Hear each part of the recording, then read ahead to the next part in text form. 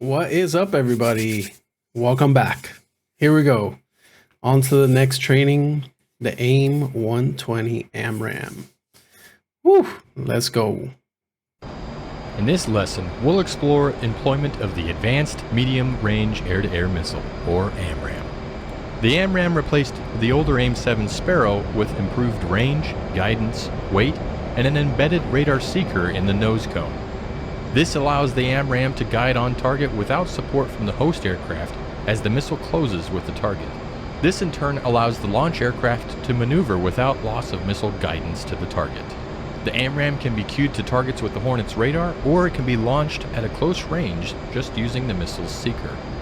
Deliveries of the AIM-120B began in 1994 and replaced the AIM-120A. The AIM-120C was fielded in 1996 and has clipped wings to support internal storage, improved target detection, and greater range. As with all air-to-air missiles, engagement range is highly dependent on engagement aspect, launch altitude, and launch speed. You will see much greater launch distances at 30,000 feet on a closing target than 5,000 feet on a receding target. I currently have the lesson paused. To select the AMRAAM, press right on the weapon select switch or press left shift and D. Do this now. Is that the Amram? Let's first take a look at the AMRAAM format page on the left DDI. In the top left corner of the DDI, at push button 6, is the size selection. By pressing on the push button, you have selections to set weapon fusing size to small, medium, and large sized targets. You want me to press it? We'll be shooting down some drone MiG-29s, so select small. Really? To the right of the size selection is the radar cross-section, or RCS selection. Upon pressing this push button, you have options to set the expected radar cross-section of the target between small, medium, and large. Go ahead and set it to small. Along the right side of the DDI at push button 13 is the step push button. Successive presses cycle the selected AIM-120 stations. You can see AIM-120 loading on the wing form with AB for AIM-120B and AC for AIM-120C. The selected rail stations include the SEL indicator and dual rail stations with indications for right and left rail on the station. Press spacebar to continue. When we selected the AIM-120, we also set the radar on the right DDI to the AIM-120 default settings. These include a range scale of 40 miles, a 2-bar scan, an azimuth of 140 degrees, and an interleaved PRF. Let's keep these as is. Press spacebar to continue. Alrighty. The large dashed circle is the most obvious indication of AMRAAM selection. This indicates the seeker field of view if launched with no radar lock first. This is termed Mad Dog launch, and the AMRAAM will lock on to intercept the first target it detects within the dashed reticle area out to 10 miles. Okay. Below the dashed reticle is the designation for the selected weapon, AB for AIM-120B and AC for AIM-120C. Below that is a visual indication, meaning there is no radar lock, and if launched now, the missile would be in Mad Dog mode. Press spacebar and I'll add some drone targets. On the right DDI radar page, we see a target, or called a hit, on the radar. Let's lock it up by moving the Throttle Designator Controller, or TDC, over it and locking it up. We do this by using the TDC switch on the throttle, or by pressing period, comma, backslash, and semicolon to slew it. Oh my god. Once the two vertical bars of the TDC are over the hit, press down on the TDC switch, or press the enter button. Once the target is locked, press spacebar to continue. With the target locked up, some new information is now available on the HUD. On the HUD is a large, solid circle that acts as both the AIM-120 allowable steering error circle and as the normalized in-range display, or NERD circle. Fly to keep the small steering dot inside the circle to give the missile the best chance of reaching the target. Along the outside of the circle are 3 triangle NERD indications. The one at 6 o'clock position is the missile maximum range, also called RMAX. Counterclockwise from it is the no escape range, also called RNE. When target range is within RNE, The target could change course and the missile would still have the energy to reach the target. Nice. The third indication, near the 2 o'clock position of the nerd circle, is the missile minimum range, called R-min. The line inscribing the circle indicates target range, and you want this between R-max and R-min to launch the missile. Also on the HUD is a box or diamond that indicates the line of sight to the locked target. A box indicates a friendly target, and a diamond indicates it as a hostile. If you see a large X across the HUD and radar display, your range to the target is less than the minimum range indication. When the target is between R-max and R-min, the steering dot is inside the ASE circle, and weapon is armed, the shoot cue will appear and you can launch the missile by pulling the trigger on the stick or by pressing the spacebar. When between RNE and R-min, the shoot indication will flash. Press spacebar to continue. Along the right side of the HUD are 3 lines of information. The top line is an indication of closure velocity, V sub c, and below that is target range in miles. Further down on the right side of the HUD is the timer field. When the locked target is outside the range of the AIM-120 radar seeker, the value will display the time from missile launch at which the AMRAAM seeker will turn on and hunt down the target. This is shown as the time in seconds and then ACT. Once the range of the seeker in the AMRAAM is less than approximately 10 miles, the time changes to time to go until the missile impacts the target. This is displayed as remaining time and then TTG. The ACT and TTG will be in reference to the last AIM-120 launched. When the target range is 15 miles, launch an AMRAAM by pressing and holding the trigger. If the first does not succeed, try again. Alrighty.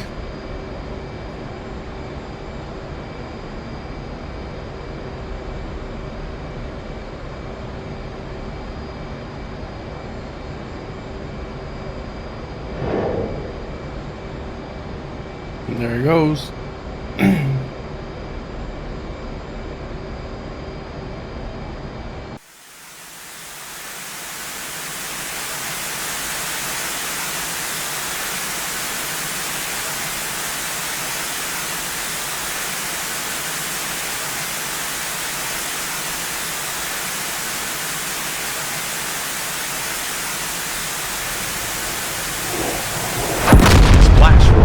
Go ahead and lock up the target flying towards you and press spacebar.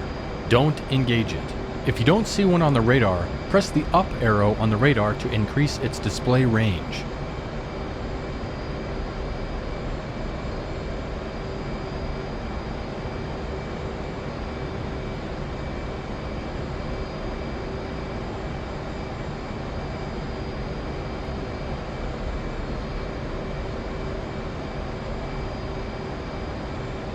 Let's see.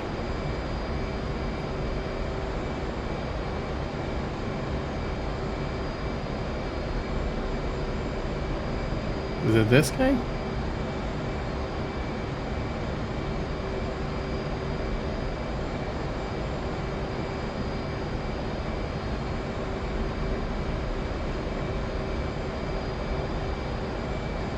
What?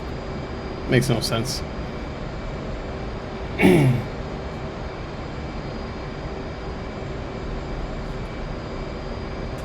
Take a look at the air-to-air radar format on the right DDI. You'll note that much of the information on the HUD is duplicated there and includes an ASE circle, shoot cue, steering dot, and range indication as along the azimuth steering line to the target.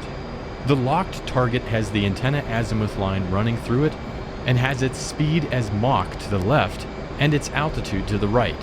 The Rmax, RNE, and Rmin are displayed along the antenna azimuth line. When the AMRAAM is launched, a triangular fly-out symbols appears on the azimuth steering line and travels to the target. Once the missile seeker is active, an A appears below the fly-out symbol. To break a lock, press the undesignated button on the stick or press S. Press spacebar to continue. As noted earlier, you can also use the AMRAAM with no radar lock. Termed visual mode, simply fly to place a target within 10 miles inside the HUD reticle and launch the missile. The AMRAAM will go after the first target it detects, hostile or friendly. Practice using the AIM-120 against the remaining drones and press escape when you wish to end the lesson.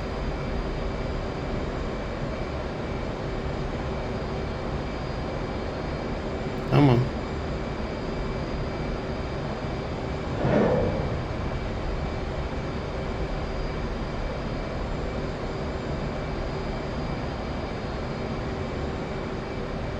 There's that triangle he was talking about.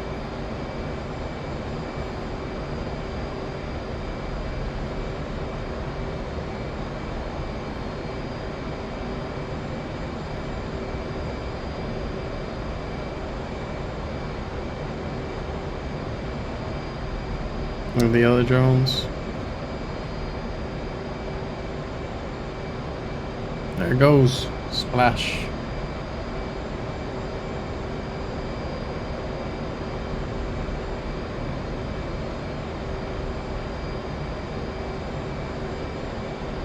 There we go.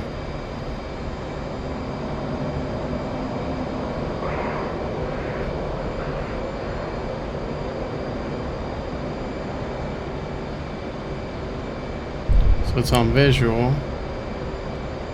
Let's see. Oh, there it goes. Oh, wait. Poof. Nice.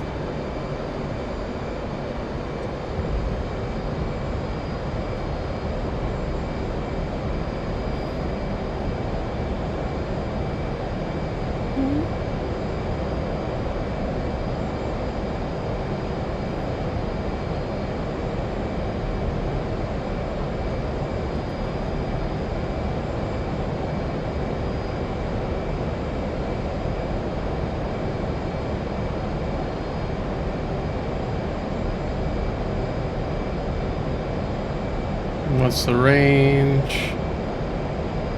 3 miles.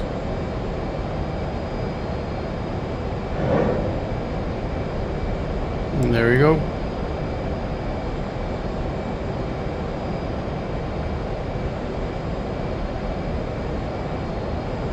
Ow.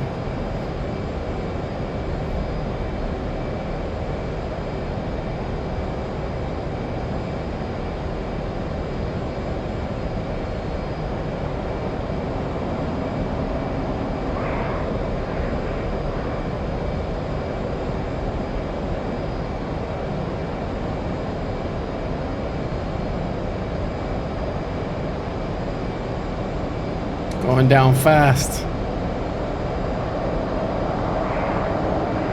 Splash, splash, splash. Altitude. Pull up.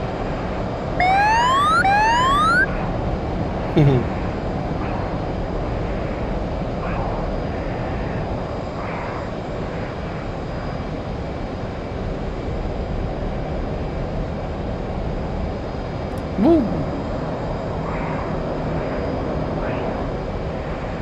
Alrighty. Well, there goes another successful training mission done. Stay tuned for the next one. Hit that like, hit that sub, guys, and I'll catch you on the next time. Peace.